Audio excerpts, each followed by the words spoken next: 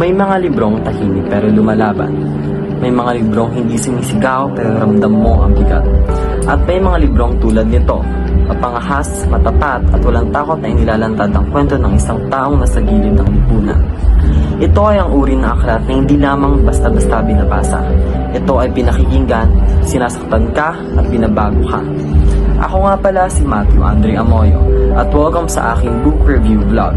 Ngayon, dadalhin ko kayo sa isang aklat na tunay na boses ng panahon, ang autobiografiya ng ibang Lady Gaga.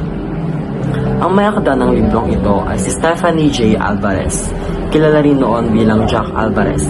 Isa siyang manunulat, guro, editor at naging OFW sa bansang Saudi Arabia. Hindi lang siya basta-basta nagkukwento ng kanyang karanasan bilang OFW. Pinakita niya rin ang hirap bilang dayuhan sa isang bansa at paano kanyang katahimikang madalas hindi nagbibigyan ng espasyo. Si Alvarez ay nagwagi ng National Book Award for Best Book of Non-Fiction Prose in Filipino, patunay ng kanyang kwento at paraan ng pagsasalaysay ay may kagat, may tatang at may kahulugan. Ang librong ang autobiografiya ng ibang Lady Gaga ay isang koleksyon ng dagli. Mga kwentong maiikling akdang parang patak ng ulan. Mabilis tumama pero diretso sa balat at pakiramdam. Pero kahit maigsi ang bawat piraso, buo ang emosyon, matalim ang punto at ramdam mo ang puso ng may akda. Dito, di niya pinapahaba ang kwento para gumanda. Sa halip, inilalatag niya ang katotohanan. Ang buhay OFW na puno ng pag-iisa, ang marahas na realidad ng pagtira sa isang bansang hindi kanya, ang discrimination, ang pagbitbit sa sariling identidad bilang queer Filipino sa isang konserbatibong lipunan, at ang paulit-ulit na pagnanais na manatiling buo kahit palaging sinusubok.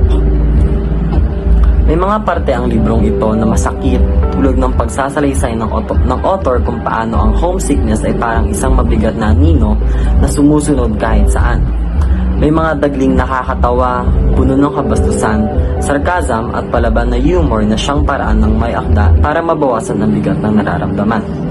Pero kahit sa tawanan, ramdam mo ang pagod, lungkot at sigaw ng isang taong gusto lamang maintindihan.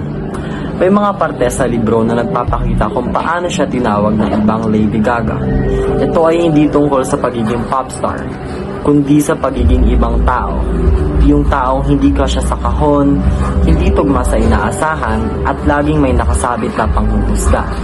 Sa pagkukwento niyang ito, lumilitaw ang tema ng identidad, ang paghahanap ng lugar sa mundong humuhusga bago makinig. Bukod sa personal na hinain, naroon din ang social commentary. Sa pagitan ng mga salita, tinatalakay niya ang patriarka, relihiyon, labor exploitation at ang araw-araw na pakikipagtalo sa sistemang hindi patas sa mga kagaya niya at sa napakaraming Pilipinong migrant worker. Hindi siya sermonizing, hindi siya nagdidikta.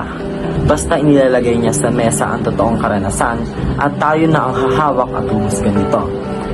Ang pinakagusto ko sa librong ito ay ang paraan ng pagtanggap niya sa kanyang sarili. Hindi perpekto, hindi palagi nakaayos pero matapang. Sa kabila ng kalat at kaguluhan ng buhay, ipinapakita ng libro na ang bawat sugat ay may kwento, ang bawat kwento ay may dahilan. Sa bawat dagli may boses, may katahimikan, may pagpupumiglas at higit sa lahat may katotohanang hindi madaling makakalimutan. Ang autobiografiya ng ibang Lady Gaga ay hindi tradisyonal. Hindi ito linear na kwento at hindi ito para sa naghahanap ng fairy tale ending. Pero kung ang hanap mo ay literatura na nagmumula sa dugo, luha at tunay na karanasan, ito ang aklat para sa iyo. Maraming salamat sa panonood. Ako si Matthew at ang librong ito at ang librong ang autobiografiya ng ibang Lady Gaga. Kung may iba pa kayong librong gusto nating pag-usapan, i-comment ninyo sa comment section. Hanggang sa muli, at laging tatandaan na sa dulo, bawat kwento ay binhi, at bawat binhi ay may kakayahang lumago at magbago ng mundo.